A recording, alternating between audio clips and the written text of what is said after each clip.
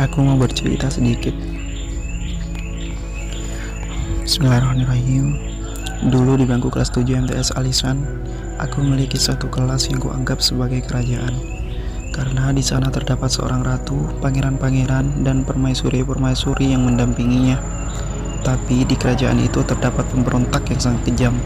Sehari-harinya dia selalu mengganggu permaisuri-permaisuri kerajaan. Bahkan pangeran-pangeran pun selalu diganggu sama mereka.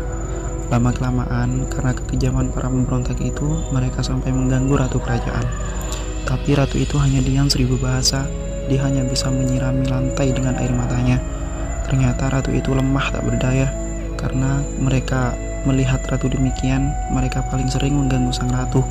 Aku sebagai rakyat jelata merasa kasihan melihat itu semua.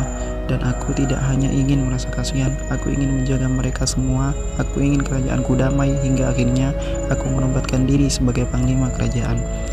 Hari-harinya terus berlalu, pemberontak itu selalu mengganggu. Tapi setelah panglima menghampirinya, mereka selalu kabur. Setelah beberapa hari yang lalu, mereka pernah dikalahkan oleh sang panglima itu. Dan ternyata para pemberontak itu tidak ada kapok-kapoknya. Mereka selalu mengganggu, terutama kepada sang ratu.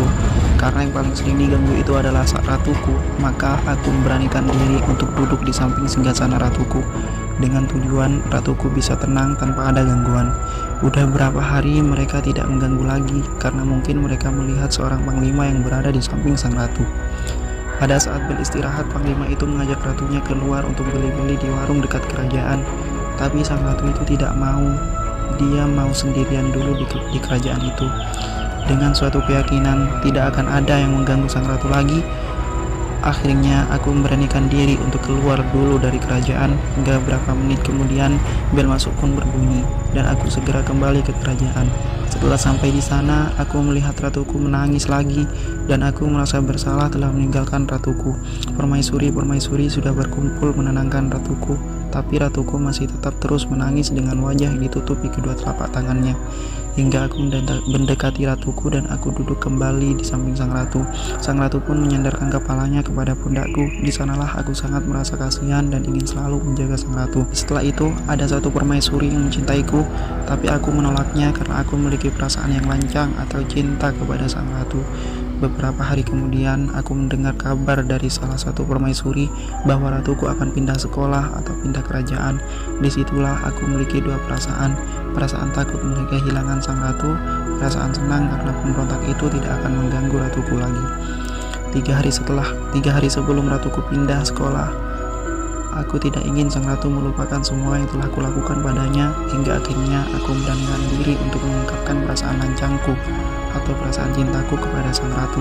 Tapi ratuku hanya diam, hingga akhirnya dia pergi meninggalkan kerajaan itu menuju kerajaan lain.